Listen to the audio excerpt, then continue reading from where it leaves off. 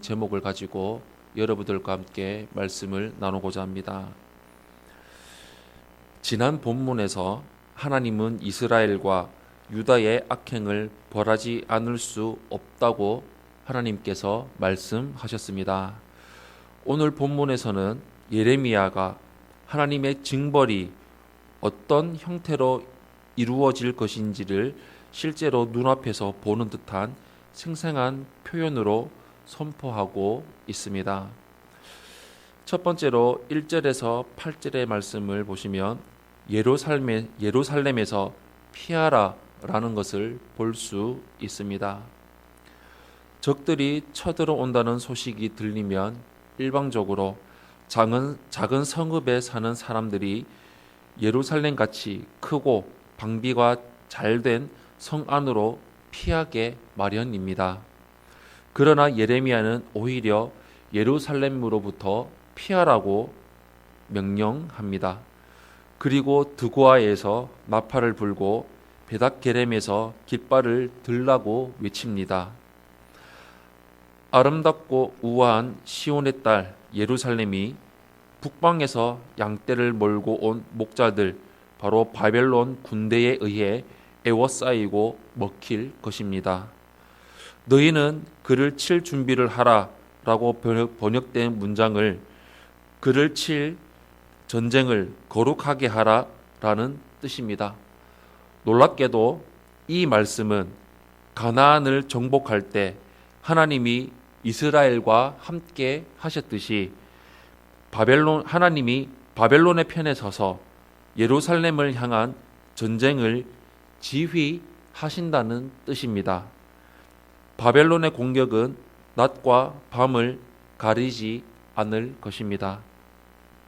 하나님은 예루살렘을 포악한 것뿐인 벌받을 성이라고 부르시며 악, 폭력, 탈취, 질병, 살상이 있으리라고 말씀하십니다. 하나님은 지금 예레미야에게 아직 일어나지 않은 일들을 보여주시고 그것을 예루살렘 사람들에게 전하게 하셔서 그들을 훈계하고 계신 것입니다. 예루살렘과 유다 백성이 계속 죄 가운데 거한다면 하나님이 바벨론 군대를 끌고 오셔서 직접 예루살렘을 파괴하실 것입니다. 이는 하나님을 아는 자들이라면 두려움에 떨 수밖에 없는 메시지입니다. 우리는 이 말씀을 그저 과거에 주어진 것으로만 생각해서는 안 됩니다. 우리도 주님 앞에 바로 서지 못한다면 주님이 우리의 대적이 되실 수도 있다는 경고를 심각하게 받아들여야 합니다.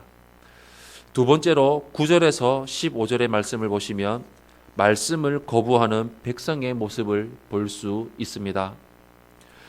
하나님은 바벨론에 의한 심판을 포도 따기에 비유하십니다. 바벨론 군대가 예루살렘 거민들을 마치 포도 따듯이 사로잡는다는 뜻입니다. 선지자가 이런 경고의 메시지를 아무리 외쳐도 소용이 없었습니다. 유다 백성이 귀에 할례를 받지 못해서 듣지 못했기 때문입니다. 그들은 하나님의 말씀을 무시했습니다. 하나님은 말씀을 무시하는 자들에 대해 분노를 참지 못하십니다. 예루살렘에 사는 사람들은 모두 잡혀서 다른 이의 소유가 될 것입니다. 이처럼 멸망이 코앞에 닥쳤는데도 선지자와 제사장들은 계속해서 평강하다라고 외칠 뿐입니다. 하지만 어디서도 평강을 찾아볼 수가 없습니다. 하나님은 그들이 악을 행할 때 조금이라도 부끄러워하는 마음이 있기라도 했다면 그렇게까지 심판하지 않으셨을 것이라고 말씀하십니다. 예루살렘과 유다 백성은 모두 자기 탐욕을 채우는 데만 혈안이 되어 있었고 거짓된 평강을 믿으며 하나님이 지켜주실 것이다, 예루살렘은 망하지 않을 것이다 라고 말하며 안일하게 살았습니다.